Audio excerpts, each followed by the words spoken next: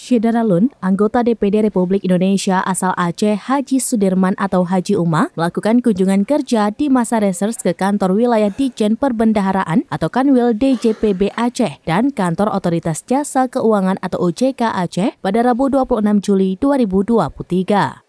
Kedatangan Haji Uma itu dalam rangka pengawasan pelaksanaan Undang-Undang Nomor 28 Tahun 2022 tentang Anggaran Pendapatan dan Belanja Negara atau APBN Tahun Anggaran 2023.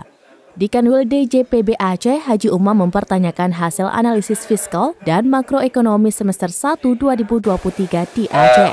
Ini adalah merupakan satu mitra kita di Komite 4, Kementerian Keuangan, lalu di daerah itu yang menjadi guidance-nya adalah DJPB. Tugas kali ini adalah mengawasi pelaksanaan APBN 2023, yaitu ada dalam Undang-Undang 20. Kita mengevaluasi serapan APBN yang ada di daerah. Nah, kemudian kita juga melihat bagaimana pelaksanaan penggunaan APBN yang ada di daerah. Maka dengan itu gambarannya ada di DJPB terkait dengan serapan anggaran yang sudah dipakai oleh daerah. Nah, ini tujuan kita supaya ke depan anggaran-anggaran yang turun dari kementerian, sebagaimana kita juga diamanahkan secara konstitusi dan undang-undang, Komite 4 itu memberikan pertimbangan di dalam postur APBN itu. Dan kemudian kita bisa melakukan rapat kerja dengan kementerian terkait. Ketika kita turun ke daerah ini, kita akan melihat mana saja program ataupun keuangan yang tidak terserap ataupun ada overlapping dalam penggunaannya. Nah, ini yang paling penting. Kepala Kanwil DJPB Aceh Izharul Haq juga menyampaikan bahwa realisasi APBN Regional Aceh sudah menggembirakan. Ia mengatakan realisasi belanja negara sampai dengan 30 Juni 2023 mencapai 20,2 triliun rupiah atau 42,37%.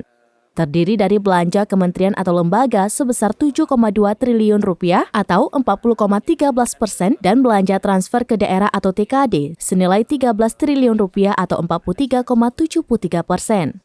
Ya, tadi kami sampaikan ke Pak Haji Uma terkait dengan realisasi APBN yang sudah cukup menggembirakan dari sisi pertama belanja kementerian lembaga yang cukup secara year on year mengalami pertumbuhan cukup tinggi.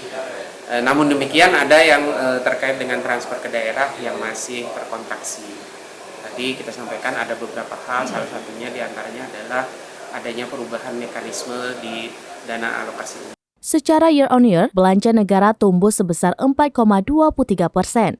Ia mengatakan kedatangan Haji Uma sebagai bentuk evaluasi secara berkala pelaksanaan APBN dan APBA terkhususnya TKD. Sehingga dampaknya harus betul-betul dirasakan oleh masyarakat. Sementara itu, Haji Uma berharap kepada pemerintah daerah untuk menggunakan dana APBN untuk menjawab kebutuhan di daerah. Ia meminta pemerintah daerah harus berupaya mengawasi semua anggaran, termasuk dana desa, dan jangan hanya dilakukan secara parsial. Harapan kita tentu yang pertama dengan dana APBN ini bisa dilaksanakan sebaik mungkin. Kemudian kepala daerah juga bisa melihat kebutuhan semua daerah.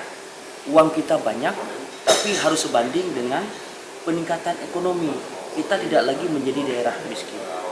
Namun, bagaimana upaya semua anggaran, termasuk anggaran desa itu, pemerintah juga ikut mengawal, jangan parsial. Kenapa? Kalau desanya maju, anggarannya bisa dimanfaatkan dengan semaksimal mungkin, maka daerah pun akan menjadi daerah yang makmur. Sementara itu, Kepala OJK Aceh, Yusri, mengatakan geliat ekonomi yang terjadi di Aceh ini semakin direspon oleh masyarakat.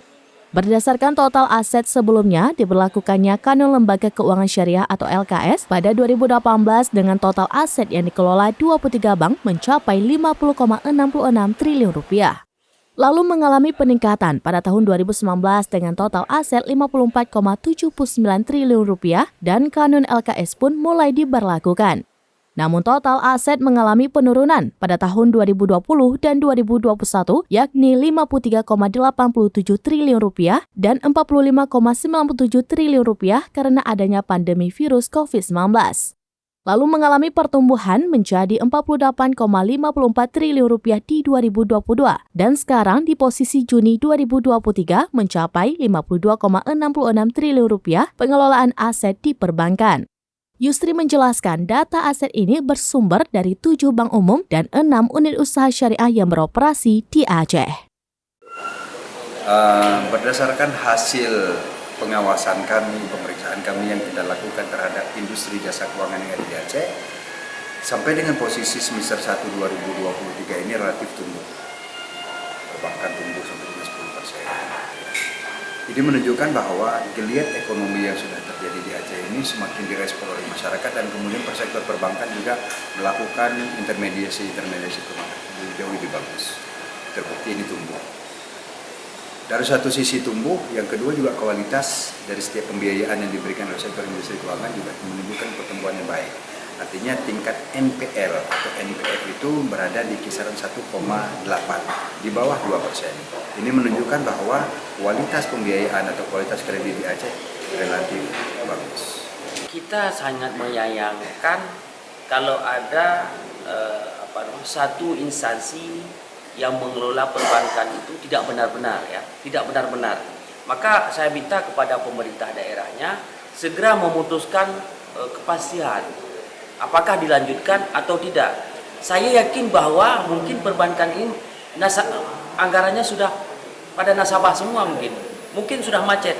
Bagaimana pola syariah ini uangnya tidak ada, mau disyariahkan ini haruskan breakdown ulang. Masyarakat yang tidak membayar ini bagaimana? Yang belum membayarnya. Kemudian masyarakat yang lagi membayar, bagaimana diintegrasikan dengan syariah? Dia harus cari pola hukum. Yang dulu bayarnya secara konven, kemudian kan setengah jalan kira-kira harus bayar pola syariah. Bagaimana disinkronisasikan? Ini butuh masukan dari ulama juga atau dari aturan perbankan syariah itu sendiri. Tapi yang pastinya perbankan itu pemerintah daerah harus memastikan apakah lanjut atau berhenti. Kalau memang ruginya merugikan anggaran negara, merugikan anggaran daerah cukup banyak, kita harus berhitung mudarat dan manfaatnya lebih besar mana. Kira-kira begitu.